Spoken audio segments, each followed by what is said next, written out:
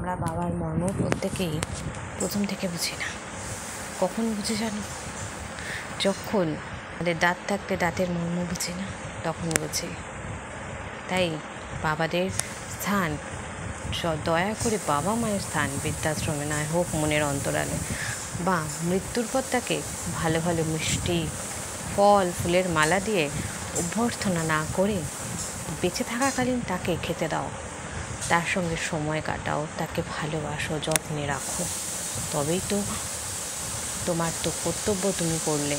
কারণ বাবা মায়ের কৃতজ্ঞতা কোনো দিন কমানো যায় না বা ফুলফিল করা যায় না। তাদের যা ত্যাগ বাবা বা মায়েদের, সেটা এক কথায় বলা যায় না।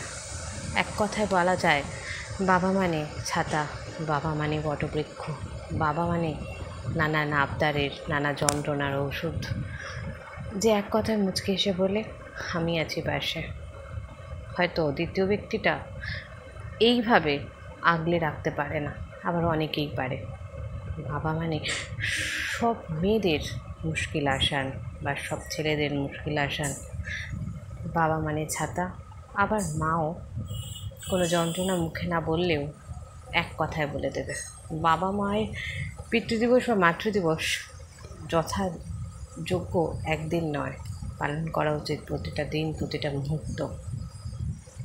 শুধু একদিনই উদযাপন করলাম, বার্থডে কেক উইশ করলাম না, প্রতিদিন উদযাপন হোক, তাদের সময় দেওয়া হোক, তাদের কর্তব্যগুলোকে পূরণ করা হোক। হ্যাঁ, সবার পক্ষে হয়তো অর্থ দিয়ে সাহায্য করা সম্ভব নয়, পাশে থেকে ভালোবেসে আগলে রেখে যত্নে রেখে, সেটাও কিন্তু এক ধরনের ভালোবাসা বা যত্নে রাখা। আবার অর্থ ছাড়াও জীবন এক মুহূর্তের জন্য থেমে যায়, তাই জীবনে বাঁচতে গেলে অর্থও চাই। তাই সব কিছু মিলিয়ে বাবা মা দুজনেই প্রিসিয়াস ইন আওয়ার লাইফ।